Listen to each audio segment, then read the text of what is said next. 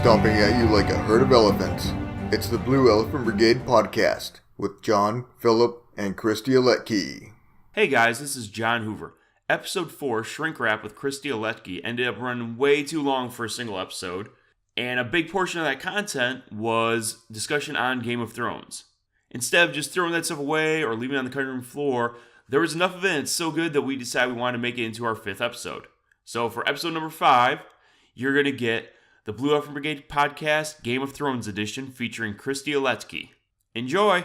So, speaking of really fucked up kids, how about Arya and Bran Stark?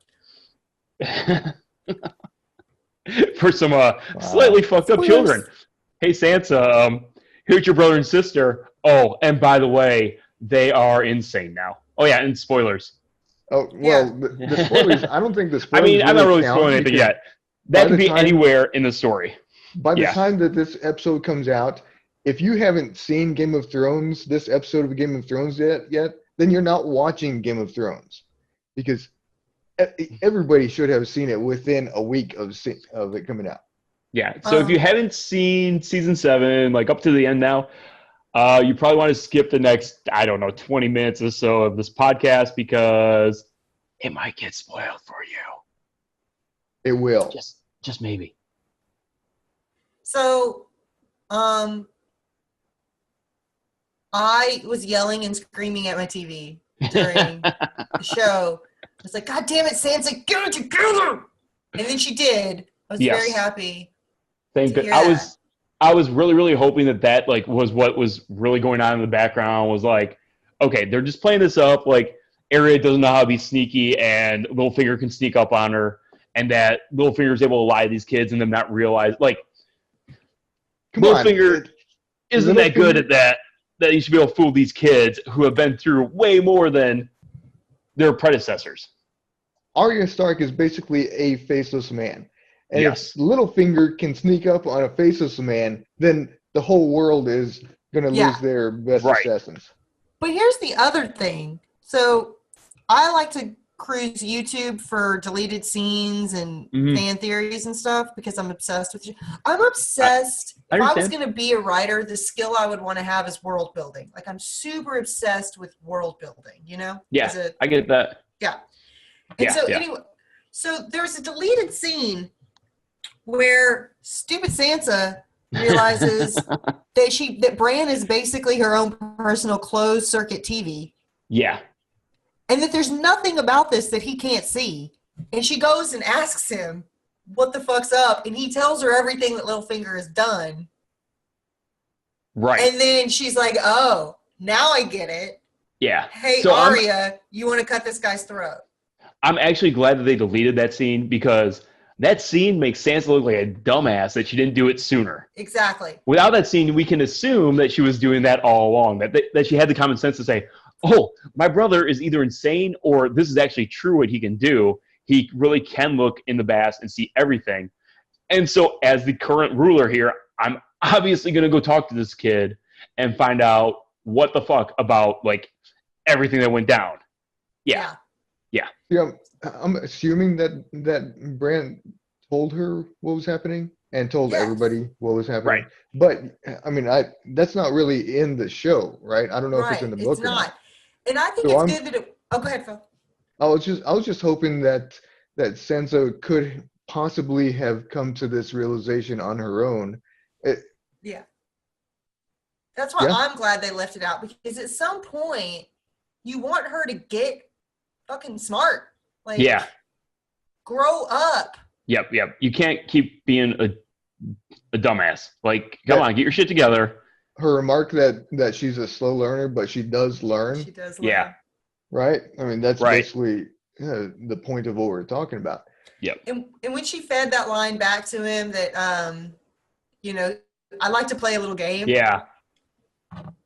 And the look on his face. The guy who played Littlefinger is great. Yeah. Oh, he is. Because he did the look on his face and he was like, oh, fuck. Like, I don't know. One thing I don't know is why does he sound like Batman now?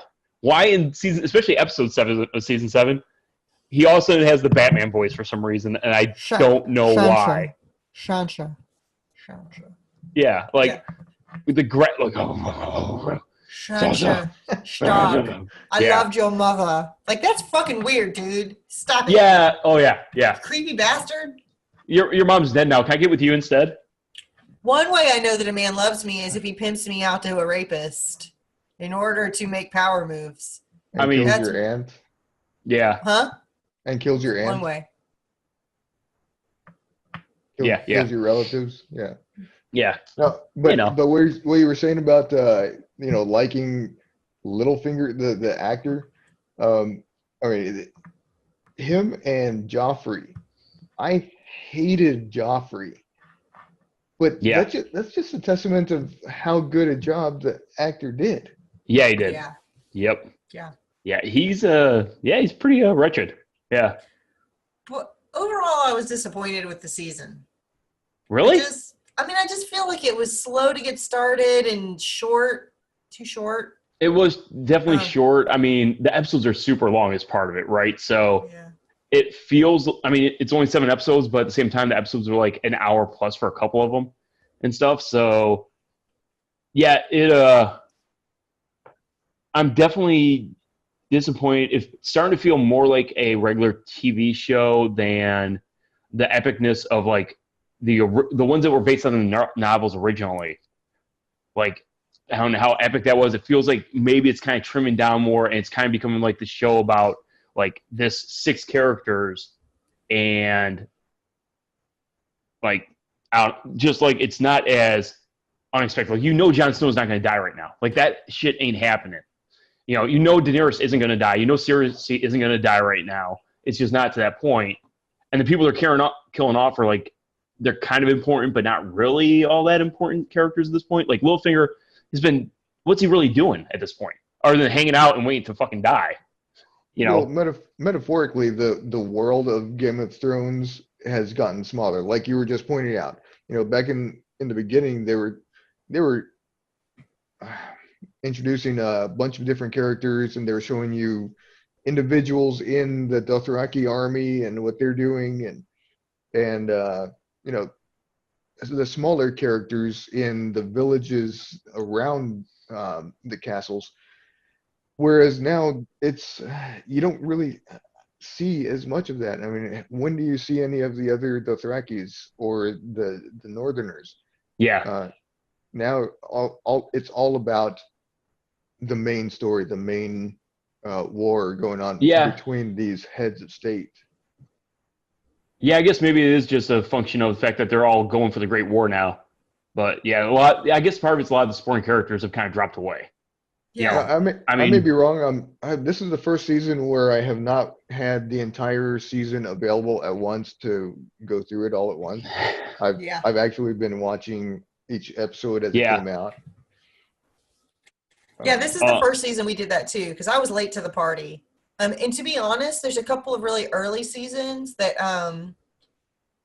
I didn't watch as closely because there was so much like brutality and rape happening at the beginning that Josiah was kind of like, you might not, because I don't like watching that shit.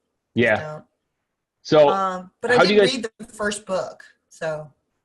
Yeah, I'm actually rereading all the books right now. I figure by the time I get done rereading it, I'll still have a year before he finally releases the next book. So, yeah. I do have a question for you guys. Okay. So the whole book is called, was it A Game of Ice and Fire? A Song of Fire and Ice. A Song of Fire and Ice. Okay, so Ned Stark's sword in the very beginning, right? It was named Ice, right? Correct. And then that was melted down to produce 2 smaller swords. Right. Yep. I don't recall another sword or anything being named Fire.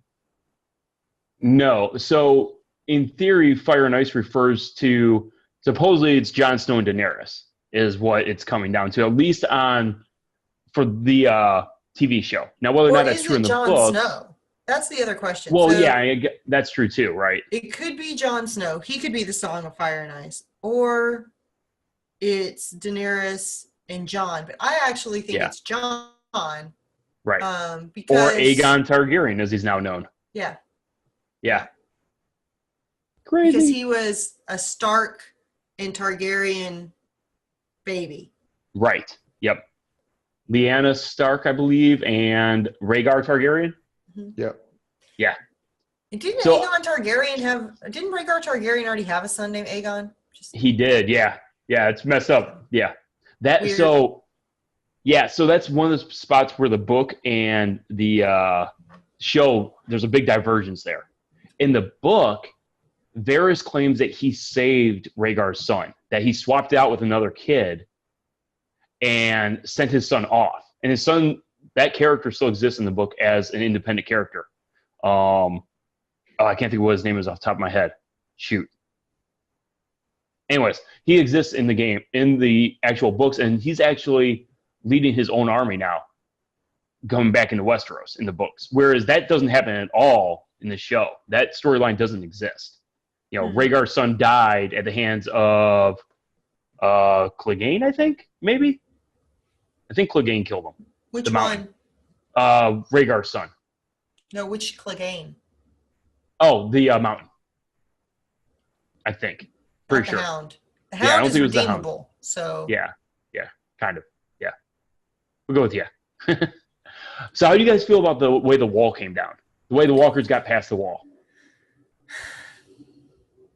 I was hoping that they would just freeze the water to the side of the wall. Like, that seems like the obvious answer. Like, don't have the dragon destroy. I mean, I get that it looks cool and all that stuff, whatever.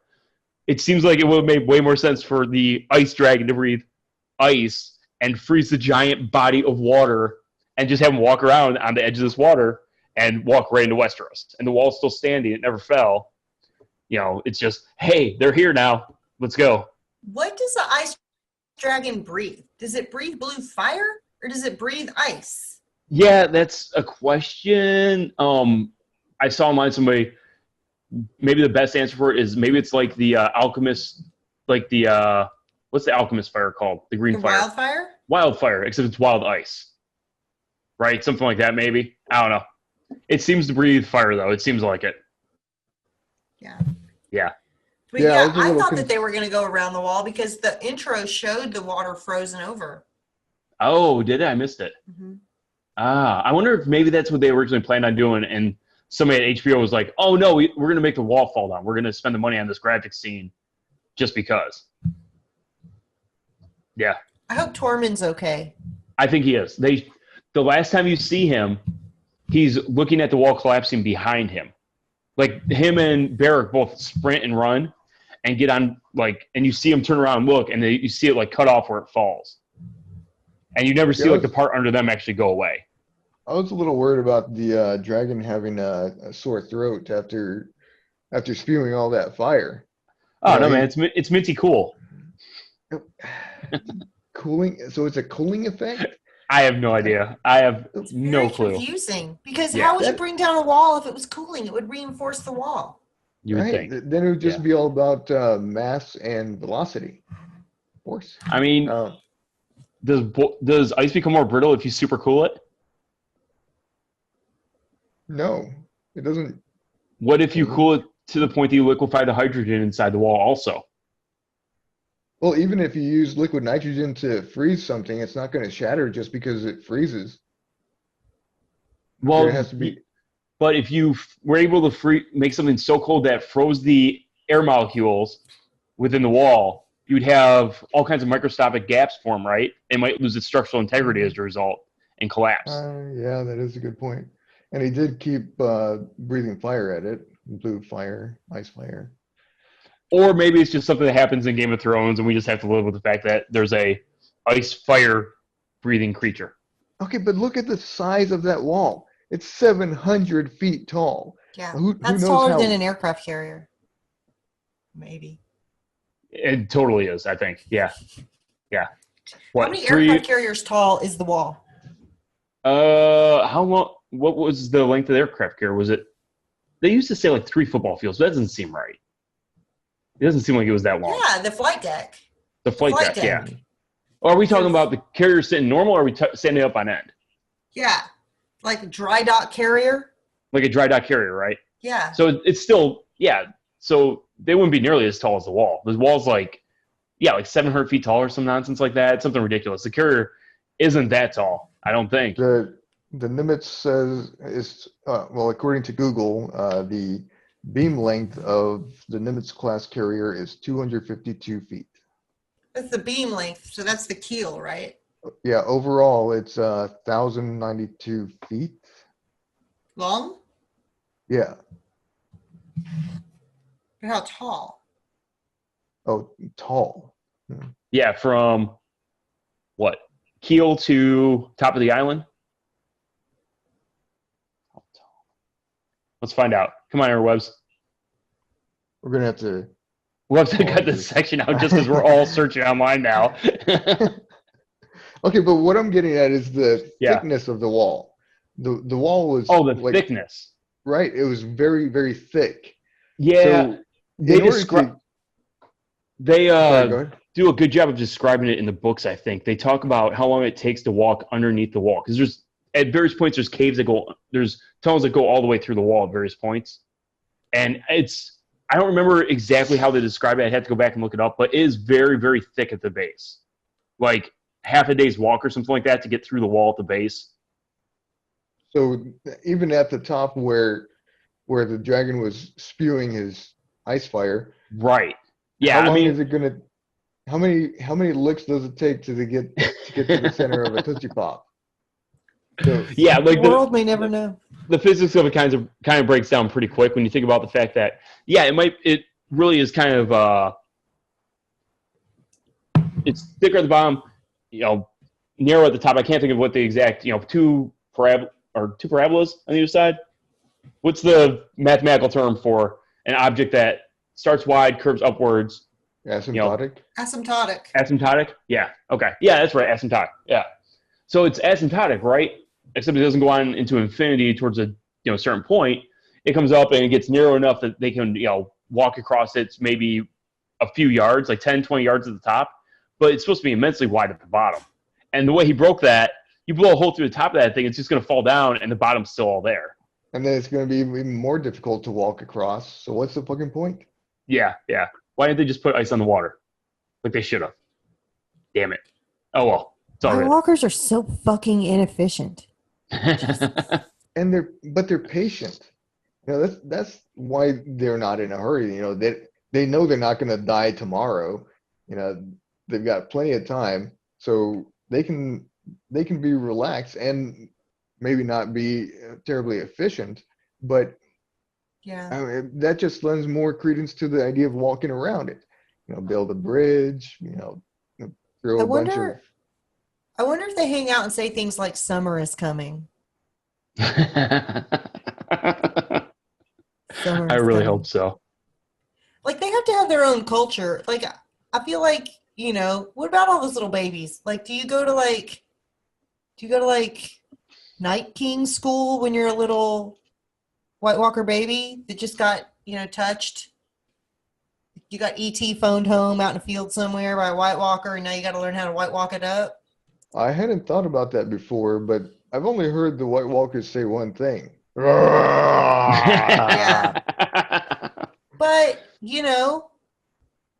if that's not your first language, that might sound that way to you. Right. Inflection points. Yeah. Oh, in Chinese, you have 4 different types of inflection points for each vowel. And so the same word pronounced 4 different ways is 4 different words. Exactly. Whoa. So I don't want to offend a White Walker, I mean, I think that respect is the way to go. So who do you guys think is going to sit on the Iron Throne? Me. I agree. Philbot's going to rise out of the ocean. Do you know how I know, without a doubt, that artificial intelligence can slowly over time begin to think logically and act more like a human? Phil? Phil. Yeah. I know because Phil. I don't know who's going to sit on the Iron Throne eventually. I don't think it's going to...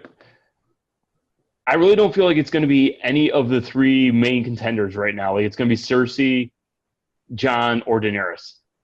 I don't know who it's going to be. Maybe it's going to be the Onion Knight. We'll get to sit on the throne. That's the feeling that I'm getting, that it's not going to be one of those three. Yeah. The Onion Knight is, what's his name? Jamie? No. It's the guy that's missing off of his hand the first knuckle. The guy who's lived to a ripe old age. Yeah, that keeps surviving all the dead kings. The one that was like Tyrion's. No. He's traveling around with Sir John Davos. right now. Davos, yeah, Sir Davos. Davos Sir Seaworth. Davos Seaworth. In the book, he's very, very frequently referred to as the Onion Knight. Yeah. He doesn't have a ancestry. He just became he was knighted. He was knighted by Stannis for saving them from starving to death during a siege, and then Stannis cut off the first knuckle on his one hand, all of his fingertips, because he was a smuggler. And Stannis is a douche who deserved to die. Yeah. Yeah. Yeah. Stannis was a douche. Oh yeah. Yeah. He's a douche in the books too. It's not just on the show. In the books, he doesn't kill his own daughter, at least, though. Well, Burn her that's at the good. stake. Yeah. That's At good. least he hasn't yet. Hmm. There's still time in the books. He could conceivably do it still. Isn't he dead in the books? No, as far as I know, the last book ends with him going off to have that really big battle and basically being trapped in the snow, but you don't really know what happened to them yet at that point. Yeah. Whereas, obviously the show, we know how it goes for Stannis. He finally gets what he deserves when Bernie stabs him through the heart. Brienne, right? Yeah, Brienne. Yeah. Speaking of Brienne, what about that fight with Arya? That was badass. And so my favorite moment of this last episode from season 7 is the Hound and Bram walking side by side, talking about their assassin stepchild that they both helped to raise and make sure survived. Yes. I love that moment so much. Yes. The crazy assassin adopted child that they both had.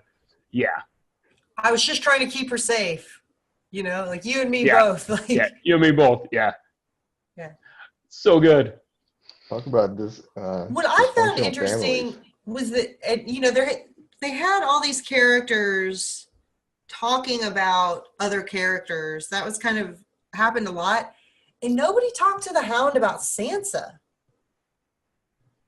Yeah. And I thought that was kind of interesting because he took care of both of those girls At different times. at Yeah. different He times. saved Sansa's life.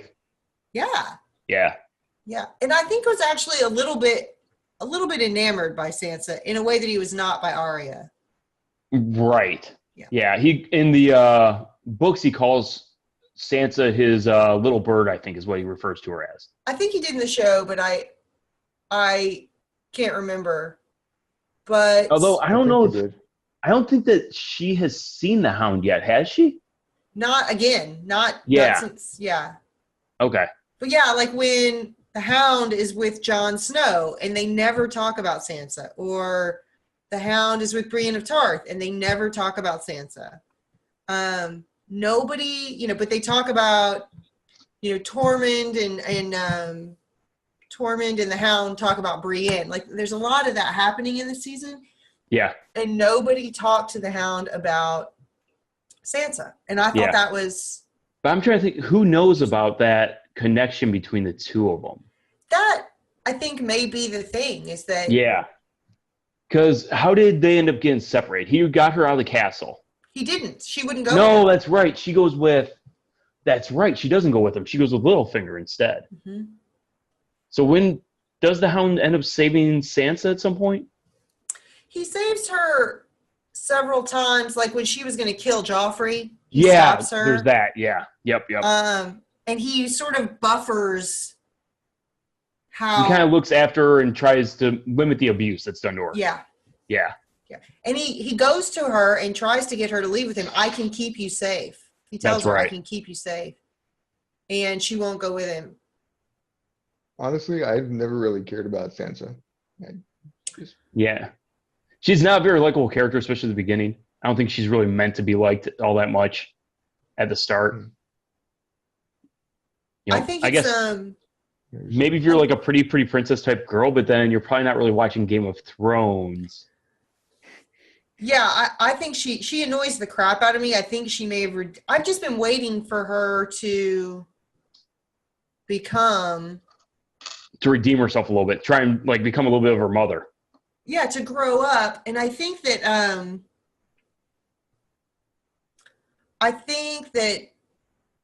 ultimately Sansa could rule. Honestly, I could see that happening. She's smart enough. Yeah, and her stupidity has been tempered enough. Right. She's compassionate but intelligent.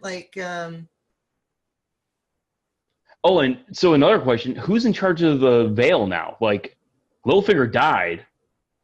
He isn't married to Sansa, so Sansa's not in charge of it. Well, it Robert, should be Robert. Sweet Robin. Sweet Robin, Sweet Robin. Who's also is a. He would be. He's not a Stark. He's not a Baratheon. He's an Aaron. That's what he is. Yeah. Yeah, John Aaron's kid. Mm-hmm. So yeah, like Aaron's in charge of the Vale. So I guess maybe he'll listen to Sansa. Although Sansa just sanctioned the killing of Littlefinger, so play that one delicately. But Sweet Robin was kind of enamored by Sansa as well. Yeah. So I guess maybe that's what's going to go down there. And we haven't seen him for all we know, he's back at the Vale now. I don't want to doing whatever, care about that. Throwing people out the moon door again. Well, yeah, if Sansa tells him that she found out Littlefinger killed his mother. Yeah, that'd probably do it. Yeah. So Sansa controls the Vale. Yeah, Sansa's in charge of the Vale. Yeah. I'm the Vale is sad about the dragon. Yeah. Yeah. The whole death scene of the dragon was horrible, but then at the very end of the blue eye, I hated that. Yeah. I almost wish that they pouring out one's dragon, but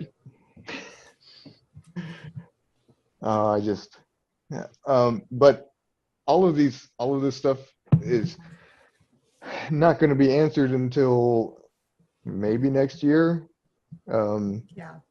Bob Coggan mentioned that they might spend more time on this next season, so it might take a year and a half. But they talked about there being a spin-off series in 2018 from it, possibly. They won't say. I mean, I've heard that's a done deal. They won't say what it's going to be, but I wonder if it's not going to be either the taking of Westeros by the Targaryens. Yeah, I mean, there's a lot of things it could be, right? The problem with the prequel thing is that you know where it's going and you know who has to die at some point, and you kind of know how they all do die because it's so written out and they've told so many tales about these people that you kind of know what's going down with them. But there's a whole nother continent too to be explored. And so if you ever look at a map of the world of A Song of Fire and Ice, like there's Westeros, there's the continent across the sea, right? Where all the free cities are at. But there's a whole nother section of it down south that's supposed to be just like fucking terrifying. Like people go there and they never, ever, ever come back. And there's supposed to be all kinds of crazy shit going on down there too. So they could totally branch off from it and go that direction. You know, they could take one of the they could have some captain that we forgot about from one of the earlier seasons that's on a ship, and we just watch him sail down there and see what happens, like one of the pirate crews or something like that, and their adventures down there. So that area is basically the Reaver territory? Basically, yeah. Yeah, like nothing's really known about it. Well, we only have one season left. They only have one season left, and there's only so far you can go with 10 episodes. Well, but that's the whole shoot-off thing. Like maybe that's where they're going to go with it. They'll go that direction. Oh, you're talking about the spinoff, yeah. Yeah, the spinoff, yeah. So. Yeah. The Hound is my favorite. Yeah. I mean, I'm partial to Jon Snow. You know, for obvious reasons. Yeah. I actually kind of like Samuel Tarly. I like Samuel. No. I would say of all the characters, my favorite is Tyrion. Is probably my favorite character. Yeah. Oh well, yeah. Tyrion's awesome. Yeah. Yeah, I don't know that I have a favorite.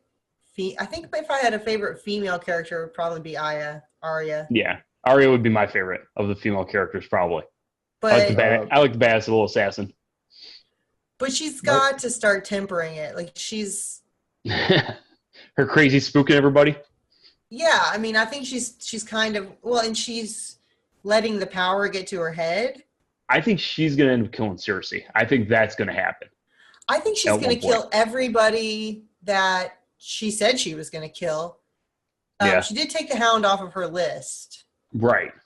But yeah. But I think that she's the one that's going to get Cersei. I think what's going to happen is Sansa's going to say, I need you to go take care of Cersei, and it's going to happen. And maybe Arya dies in the attempt. So like maybe the Mountain's there and kills her, but I think she gets Cersei.